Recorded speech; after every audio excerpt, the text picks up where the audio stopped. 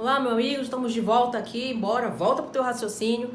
Deu tempo de espantar aquela preguiça, tomar um café, uma água esperta, acordar pra vida. Já tá aí matutando na Constituição, na importância dela. Só para lembrar onde a gente parou, né? A hierarquia, sim, existe uma hierarquia. A gente tem que respeitar essa hierarquia, é assim que funciona a ordem jurídica, o ordenamento jurídico, tá? Existe uma hierarquia entre todas as normas que existem. Então, sim, um dia na nossa vida a gente vai ter que entrar em contato com vários ramos do direito. A gente vai ter que estudar o direito administrativo, o direito civil, o direito penal, todos os ramos jurídicos. De repente, gosta mais do tributário, gosta mais do penal, né? O famoso sujeito que é do crime, porque adora um direito penal. Mas, acima de todas essas normas, e repito, sim, existe uma hierarquia. Manda quem pode, obedecem todas as outras normas e quem pode é a norma constitucional. Isso mesmo. A Constituição é a norma. Por quê mesmo? Porque é ela que acaba dando força, dando validade para todo esse relacionamento que existe entre a sociedade e o Estado. E, consequentemente, não é? É ela que dá validade jurídica, força de norma, né? Força para obedecer e para manter toda essa relação harmônica para todas as outras normas. Se não existe a Constituição, se não existe uma harmonia na relação entre a sociedade e o Estado, isso inegavelmente vai afetar a relação entre os indivíduos na sociedade, vai afetar a obediência. Bom, aí, né, depois do Ferdinand Lassalle, a gente vai ter aí o surgimento, ou digamos assim, né, a gente vai perceber outros dois carinhas aí, amigos nossos, do peito, da alma, falando também de Constituição. E claro, eu costumo dizer que o Ferdinand Lassalle foi o cara, porque ele basicamente foi o primeiro a tentar trabalhar esse assunto, olhar para a Constituição, perceber a Constituição, tentar trazer uma noção, sentido de Constituição para a gente, que é o sentido sociológico. Quem vem depois, não que a gente vá desmerecer os caras, mas é mais fácil, vamos assim dizer, não é? Você trabalhar uma concepção, trabalhar uma ideia, se já tem algo ali pré-estabelecido, se já tem um conceito, que aí você percebe as falhas daquilo e vai trabalhando um novo conceito a partir daquilo que já foi vivenciado. Então, o Ferdinand Lassalle, ele traz a teoria dele, ele traz uma ideia de concepção da Constituição e, basicamente, Carl Schmitt, Hans Kelsen, óbvio, de muito estudo, de várias teses construídas, mas também da observação da funcionalidade da teoria do Ferdinand Lassalle, vão lá e desenvolvem uma outra teoria como quem tenta tapar as lacunas deixadas. E aí o Carl Schmitt, nosso amiguinho, Carl Schmitt, ele já vai trabalhar uma concepção política de Constituição. Parabéns! O Lassalle, ele fala, ele olha para a Constituição como um produto das relações que existem na sociedade. Daquela relação social, trago esse fator, esse fator, esse fator, e isso tudo, todos esses valores vão ser elementos de construção da Constituição. O Carl Schmitt já entende que a Constituição, ela deve ser concebida como um produto da política. E aí você antes tem que entender política, né? Se eu pudesse tentar traduzir política para você da maneira mais simples possível, eu costumo dizer que política é como se fosse uma arte. A arte de conjugar interesses distintos. A ideia de política, como a gente tem hoje no nosso país, de representatividade, processo eleitoral, que você tem são diversos interesses distintos na sociedade. Um quer, por exemplo, o aborto, o outro não quer o aborto. Um quer que aumente o salário, o outro quer um abono disso, o outro quer privilegiar empresário. Então são diversos interesses, muitas vezes contraditórios, distintos entre si. Só que desses interesses todos a gente vai ter que conjugar eles de maneira menos conflituosa possível e produzir um resultado para a sociedade na forma de norma, na forma de uma organização. Então a política é exatamente a arte que vai fazer esses interesses todos distintos entre si interagirem e dali produzir um resultado. No caso aqui do que a gente está falando, esse resultado será a constituição desses diversos interesses. Qual deles assumiu o poder? Sim, porque é verdade, nós temos essa força corrente X na sociedade, tem essa força corrente Y na sociedade, tem essa outra força A, B, C e D, mas qual desses grupos é um grupo dominante de poder no momento? E aí isso é uma outra tradução de política. Política é momento, é agora, é já. Política, se é agora, né? Pense, amanhã eu mudei de ideia, eu vou ter que construir outra verdade. Política, cara, tu podes entender ainda como uma grande verdade, mas a verdade daquele momento. Daqui para amanhã você muda de vontade, mudam as tuas verdades. Hoje é verdade que o sonho da tua vida é passar num concurso público para agente administrativo do Tribunal de Justiça do Estado do Paraná. Aí você passa, começa a estudar, faz um curso ou outro, faz uma graduação em Direito e de repente amanhã a tua verdade é outra. Amanhã o teu sonho vai ser virar ministro do Supremo Tribunal Federal. Já pensou?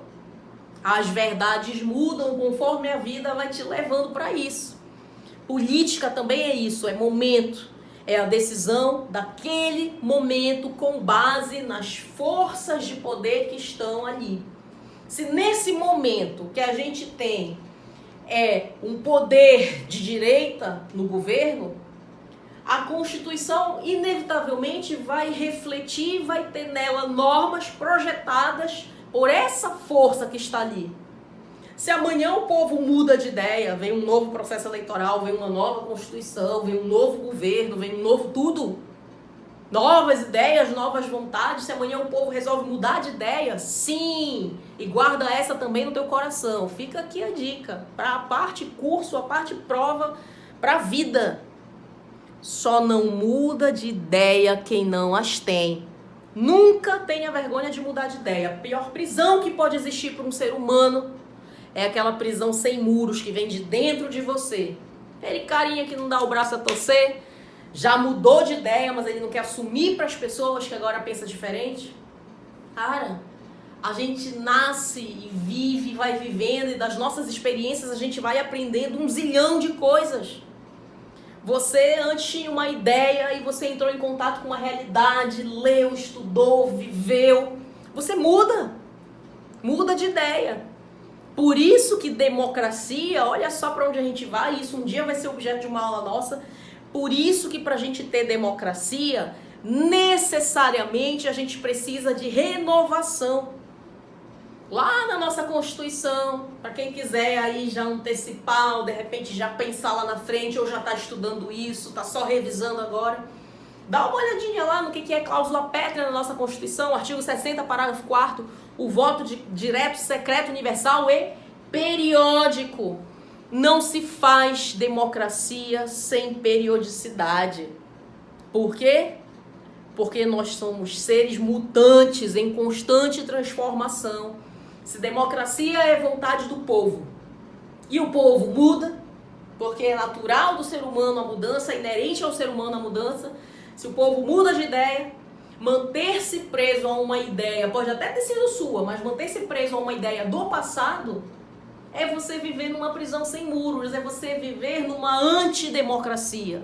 Democracia, criança, perpassa, né? Vou te abduzir aqui para isso nunca mais sair da tua cabeça.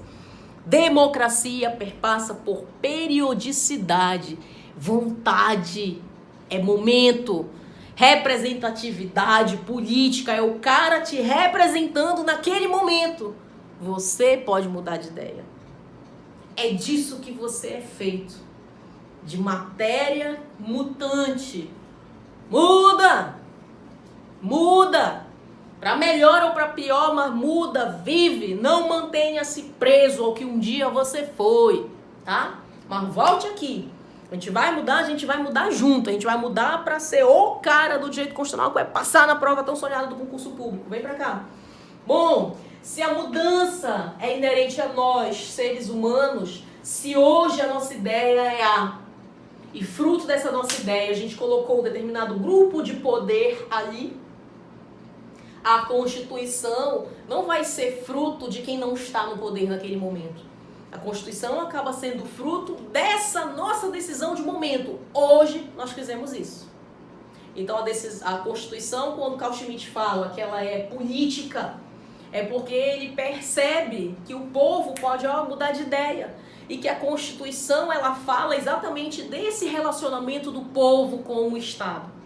E esse relacionamento, como ele vai ser, como ele não vai ser, é uma decisão do povo.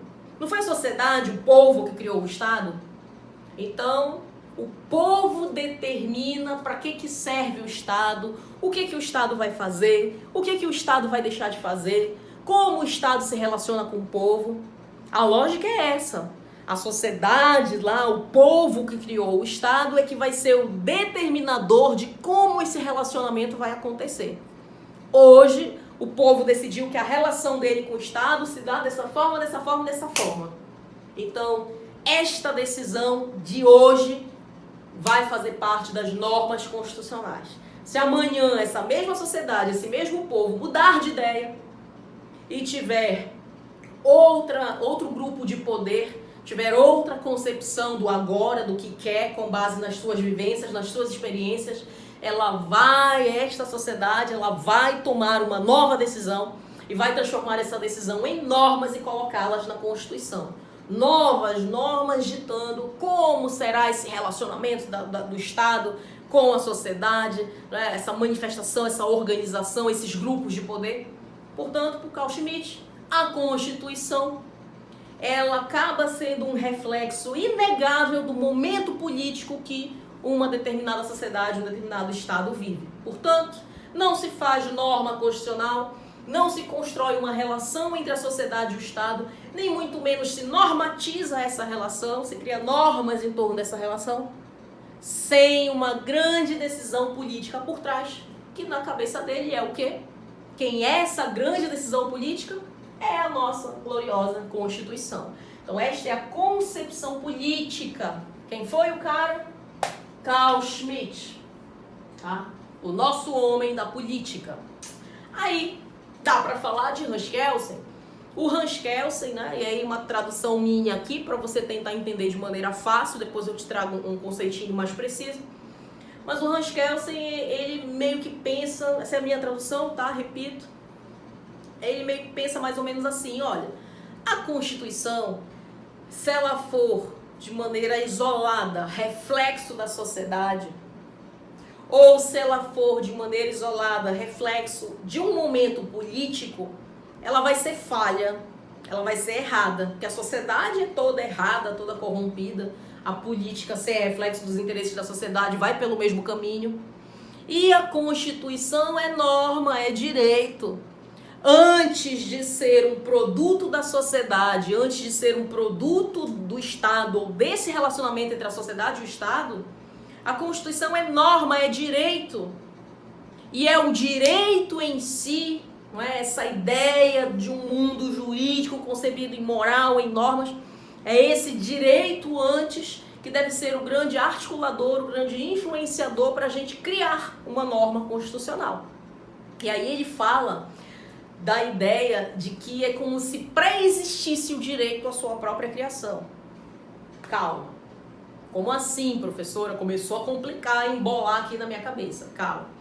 O que o Hans Kelsen diz? Ele diz que o direito, ele vai falar do direito como uma norma pura, no sentido de não ser tão influenciada pelas impurezas da sociedade, pelas impurezas políticas, o direito pelo direito. E ele diz, ele entende, sim, é a sociedade, né, que vai lá e constrói essas normas. Aí você vai pensar aí, não, mas como é que a sociedade constrói as normas e a norma não vai ser influenciada pela sociedade? É óbvio que a norma vai ser influenciada pela sociedade. Se ela está sendo construída pelo homem, por um dado momento político, por um dado grupo de poder, é óbvio que essa norma vai ser reflexo disso. E aí o Hans Kelsen diz o seguinte: nem tanto, meu caro, porque antes do ser humano colocar a mão nessa norma para ir ali escrever a Constituição, é como se ela já existisse. Não está ainda escrita, não está ali ainda bonitinha no papel como a gente conhece, mas ela está no ar, nas coisas, nos valores que estão aí soltos. Ela já existe. Estas normas já existem. Só falta alguém se dar o trabalho de pegar elas no ar e colocar no papel. E na hora que a gente faz essa construção da norma constitucional escrita, é basicamente o que a gente faria. É identificar isso que está solto no ar, quase como um espírito da Constituição, e colocar no papel. E aí o Hans Kelsen diz que estas normas que já estão ali, pré-concebidas, como se fosse o direito puro, é o que ele chama de norma fundamental hipotética, tá? Uma ideia mais ou menos, deixa eu ver. A Constituição e o que está nela a gente já sabe que é fundamental. São as normas mais importantes, não à toa está no topo da pirâmide. É como se estas normas, antes de figurarem aqui dentro, ó, da nossa norma constitucional, é como se estas normas já estivessem por aqui no mundo, não é? Do inimaginário, do intocável, no mundo invisível. São normas fundamentais, não é? E que por não estarem escritas aqui, não estarem positivadas de maneira física, elas estão no mundo da nossa imaginação, do nosso ideal, né? De um ideal, de uma norma jurídica pura, isenta de influências malignas, vamos assim dizer, do ser humano, daquilo que nos torna imperfeitos. Tá? E é uma norma, portanto, que está no mundo hipotético, no mundo do nosso imaginário. Aí o Hans Kelsen pega essa ideia de norma pura, essa ideia de constituição jurídica, do direito pelo direito, e ele diz que ele traz uma subclassificação aqui dentro.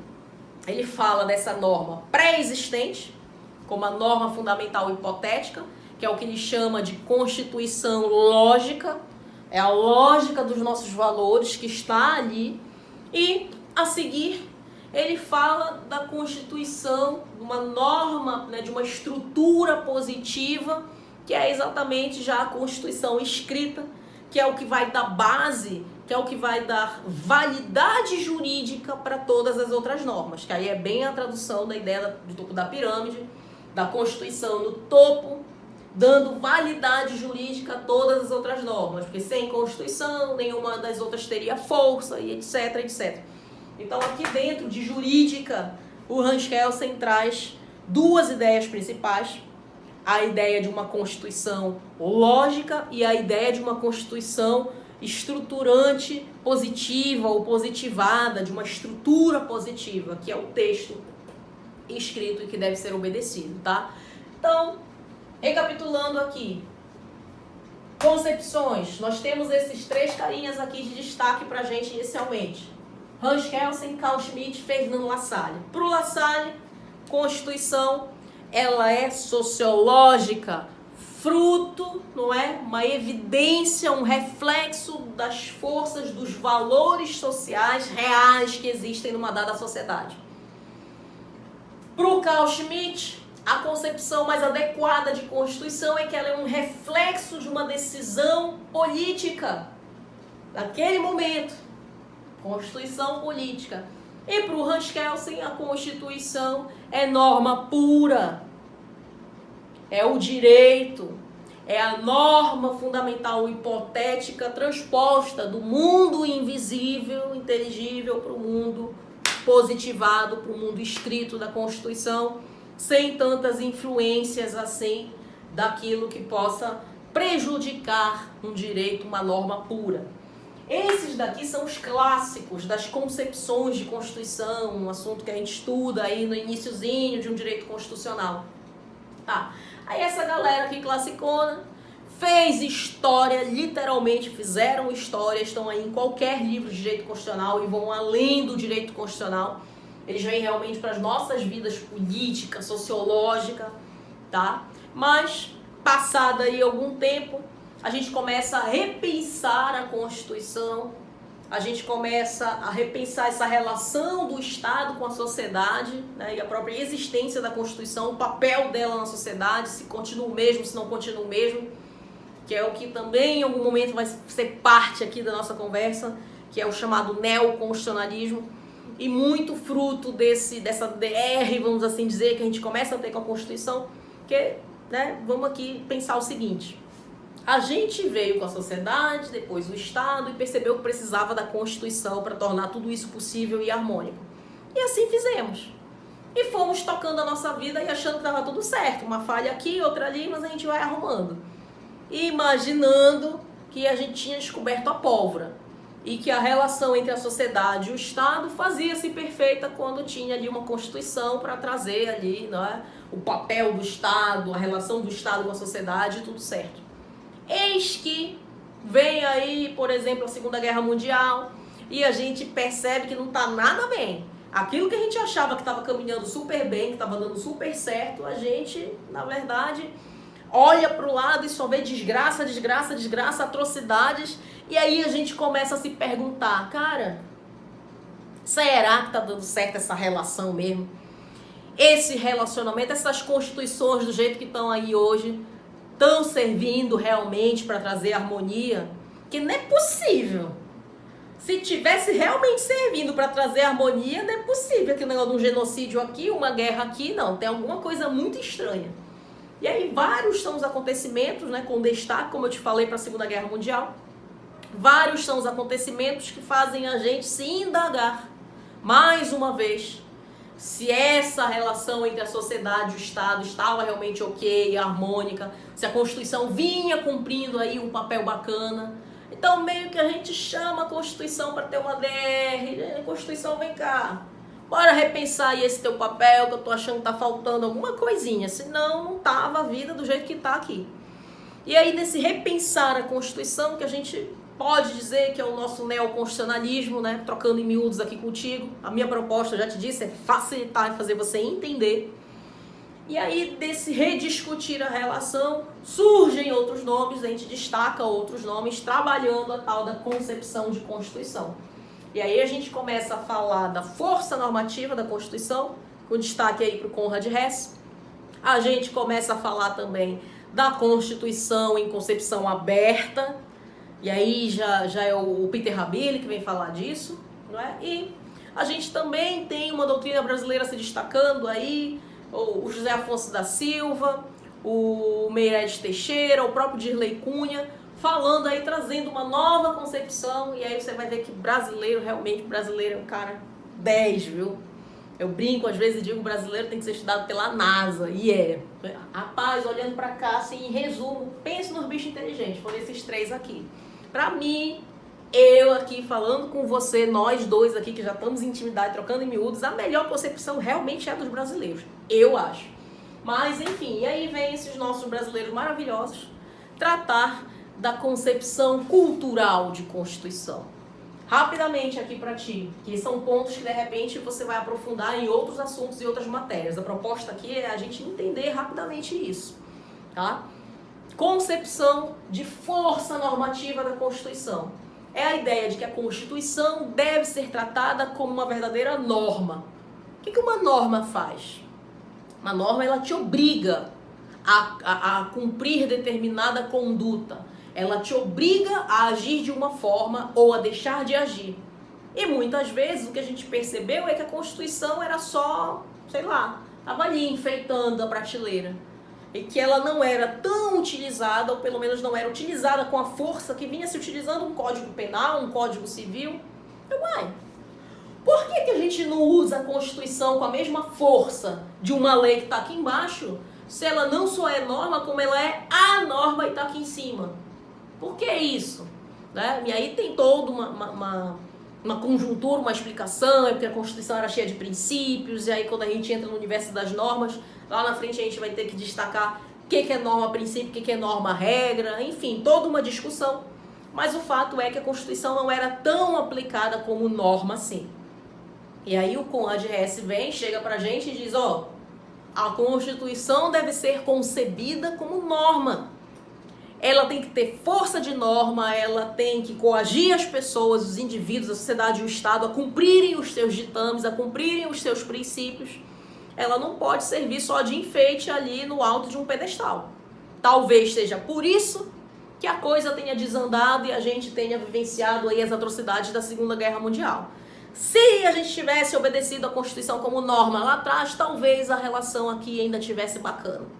Então, mais ou menos essa ideia do Conrad Hess de que a Constituição deveria ser vista, deveria ser aplicada com toda a força de norma que lhe é peculiar. Então, a ideia da força normativa da Constituição, nessas novas concepções de Constituição, e aí a gente destaca, nesse caso aqui, o nosso amigo Conrad Hess. Aí vem o Peter Habili, tá?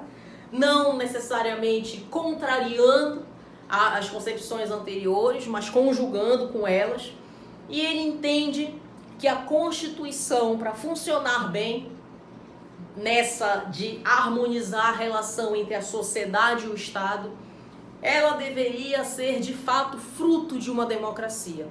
E aí a ideia principal do Habili é que a Constituição, ela deve ser fruto, a construção dela, a norma constitucional, deve ser fruto de fato da vontade do povo. E aí quando a gente conjuga a ideia do Habili com a ideia do Hess, a gente vai ter que entender o seguinte: as constituições, né? E aí deixa eu apagar aqui um bocadinho isso para você.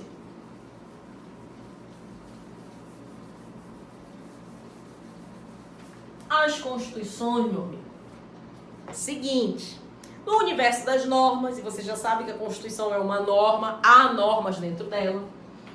No universo das normas, a gente pode fazer uma primeira divisão aqui. Existem basicamente dois tipos de norma, tá? Existe a norma que a gente chama de princípio, normas construídas e que se manifestam sob a forma de princípio, e a norma que a gente chama de regra, tá? As normas do tipo regra, elas são precisas, elas são objetivas, ela te narra uma situação exata. Você não tem para onde fugir. Quando você vai olhar para o que está escrito, é aquilo e acabou, não tem para onde ir. Exemplo, o STF é composto de 11 ministros. Quando você lê isso, qual é o teu entendimento? Bora interpretar essa norma de que o Supremo Tribunal Federal é composto de 11 ministros. Será que o legislador constituinte quis dizer 10,5? Não, ele quis dizer 11. 11. Será que eu posso interpretar de 11, na verdade, 12? Não, 11 são 11. Isso é uma regra posta, específica, descritiva, objetiva. 11 ministros. Isso é uma regra.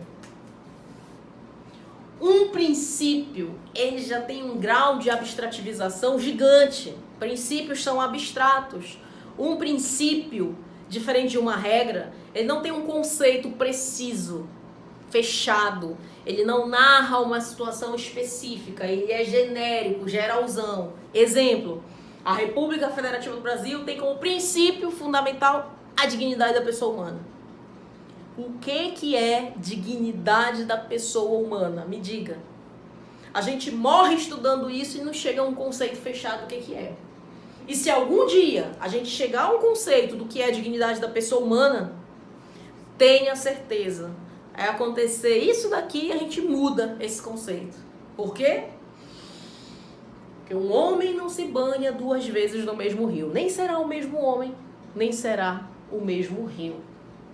Porque interpretar a dignidade da pessoa humana, cara, requer isso. Quem é a sociedade do momento, em que época a gente está vivendo, do que a gente está falando, de que era a dignidade da pessoa humana na década de 20, o que era a dignidade da pessoa humana em 1850, era você ter o direito de vender a tua peça de escravo. O que era a dignidade da pessoa humana na década de 20, do século passado, é você, mulher, ter o dia de casar, ter 5 filhos, bordar, tomar chá das 5, porque votar não era. O que é a dignidade da pessoa humana, ou o que era a dignidade da pessoa humana lá em 1987, quando a gente reuniu a Assembleia Nacional Constituinte para elaborar a nossa Constituição. O que é dignidade da pessoa humana hoje, 2020. O que é? Ainda é a mesma coisa?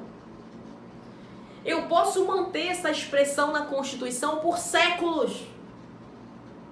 dignidade da pessoa humana como princípio fundante desse país, desse estado, dessa sociedade. Agora, se vai mudar o entendimento, a interpretação do que é dignidade da pessoa humana, aí são outros 500, aí já é outra história. Aí é que está o ponto X da coisa. Princípios, eles têm um grau de abstração gigante. Acontece que foi nisso que o Hess já trabalhou, não é? A Constituição, as constituições, elas acabam sendo muito cheias de princípio. As constituições são um conjunto de normas, muitas vezes, deste tipo e deste tipo. Acontece que quando a gente tem constituições repletas de princípios, sabe o que acontece? Você abre aqui, e qual que é a norma constitucional? Aí você vai ler aqui, caiu ali uma folhinha, você vai ler aqui, é princípio da República Federativa do Brasil, a dignidade da pessoa humana. Tá aqui. O que é dignidade da pessoa humana? Foi o legislador de fato que construiu a norma? Ou será o poder judiciário, será o juiz, será o tribunal na hora de interpretar esta fala, esta expressão e aplicar uma solução a um caso? Mãe grávida de um anencéfalo, por exemplo, de uma criança que a medicina identificou como um anencéfalo, que não tem cérebro ou tem uma formação no cérebro, quer fazer aborto. Mas na nossa legislação o aborto é crime. O aborto é crime, certo? Mas é crime matar alguém. Beleza, eu sei, você chegou a essa conclusão. E se a pessoa tiver vindo te matar? Legítima defesa, aí você já pode matar? Já, né? Isso quer dizer o quê? Que a gente relativiza as normas. Que sim, matar é crime, mas se você matou em legítima defesa, a gente vai lá e resolve esse assunto de uma maneira diferente. Você também não é obrigado a morrer, não é? Então, o que a gente faz? A gente conjuga direitos. A gente pega o direito à vida do sujeito que você matou e o teu direito de não ser morto. A legítima defesa, tal, e no final a gente resolve esse assunto aí de uma maneira diferente. E a mãe que quer abortar? Imagine a mulher engravidar, mudar todo o seu corpo, mudar toda a sua vida, toda a sua cabeça, passar por um trauma psicológico gigante, mexer com a sua psique, com a sua constituição física, nunca mais será a mesma coisa, para ela parir e a seguir, uma hora depois, alguns minutos depois, alguns dias depois, por não ter cérebro, a criança ter falência múltipla dos órgãos, se é que dá para chamar de criança, né? A medicina já fala diferente, morrer, vir a falecer. Quer dizer, na verdade, na medicina, na anencefalia, a gente considera que não há vida. Então, se não há vida, sequer eu posso falar de aborto. Eu falo de interrupção de gravidez. Essa conclusão não é minha, gente. Isso é Conselho Federal de Medicina, isso é o Supremo Tribunal Federal lá na DPF que julgou a anencefalia. O aborto, né, como ficou conhecido, mas na verdade a interrupção de gravidez em casos de anencefalia. E aí, o que a gente tem? A gente tem a vida da mãe, integridade física, psíquica, moral, a dignidade da pessoa humana da mãe, versus, de repente, a dignidade da pessoa humana de um natimorto, por assim dizer. Não sei se é essa a expressão mais correta, de penal, um negócio que já passa mais distante de mim, mas de um serzinho que tinha tudo para ser um ser humano, mas que a medicina entende que não há vida pela ausência ou pela má formação de cérebro. O que nós temos aí? Nós temos a dignidade da pessoa humana. Eu poderia ter decidido ali, o STF poderia ter decidido, não pode abortar, considerando a dignidade da pessoa humana do feto. Mas o STF decidiu o quê? Pode abortar, considerando a dignidade da pessoa humana da mãe. O mesmo princípio que valeu para uma decisão A poderia ter valido para uma decisão B totalmente oposta. Por que que isso é possível? Porque nós não estamos falando de uma regra fechada, objetiva, que admite, não é, uma criação. Nós estamos falando de um princípio. E aí é que está o lance dos princípios. Eles admitem a criação, a construção da norma conforme as necessidades vão se mostrando, conforme os casos vão aparecendo. Essa é a diferença. quando o que nós temos é uma regra, quem criou o direito? O poder legislativo. Quando o que nós temos é um princípio, quem cria o direito? O poder judiciário, basicamente, é o que cria o direito. Isso aí, claro, resumindo aqui para você, um assunto que é extremamente denso e complexo. Mas o que nós temos quando a gente supervaloriza princípios, quando a gente evidencia os princípios, é isso daqui. E foi nisso daqui, basicamente, que rolou a discussão do Conrad Hesse. Se nós, lá na época da Segunda Guerra, tivéssemos olhado um pouquinho melhor para os princípios, metade das atrocidades não teriam acontecido.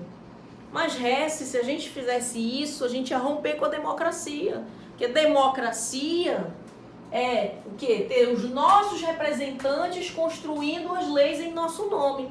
Da feita que quem constrói o direito não foi uma pessoa que você votou, que aqui você votou para eleger o deputado, senador, vereador, para ele criar leis em teu nome.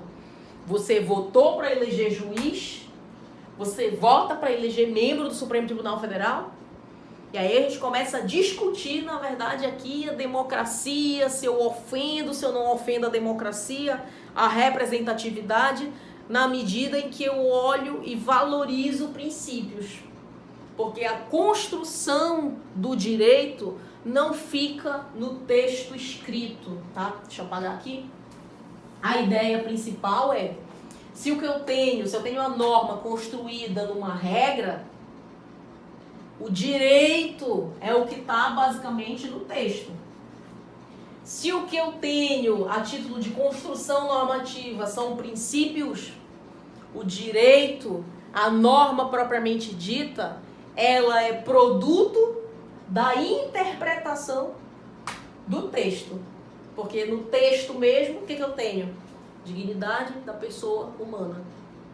O que é? Vai ser o intérprete, o cara que for ler, que vai me dizer o que é aquilo. Então, isto daqui depende muito mais da interpretação do que necessariamente do texto em si, conforme ele está posto.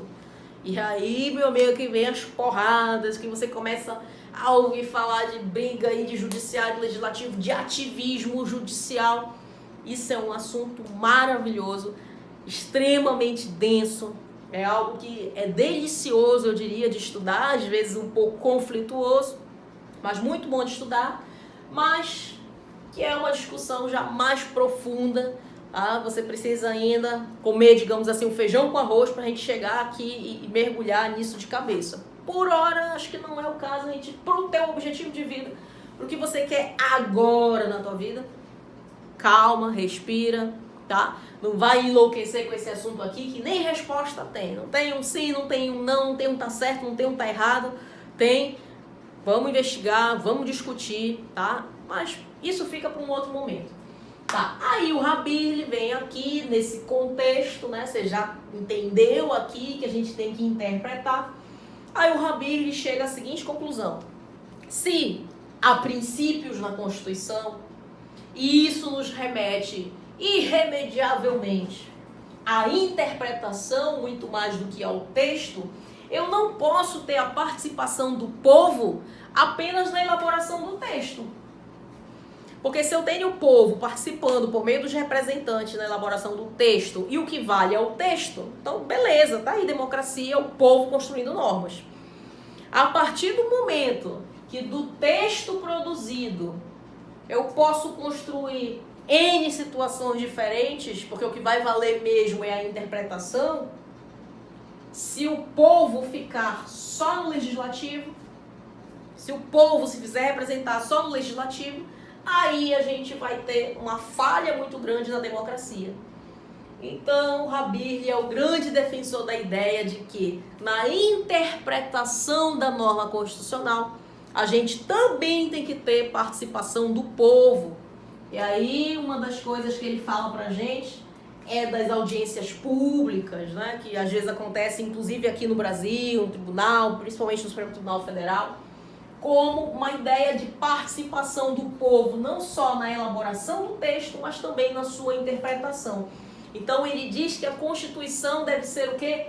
Aberta à interpretação de todos, porque senão não é uma democracia. Então a gente não deve restringir a interpretação do texto constitucional a meia dúzia de cabeças, só quem é juiz, só quem faz parte de um tribunal, só quem estuda direito. O povo deve ser o grande intérprete da Constituição, ele deve contribuir, colaborar.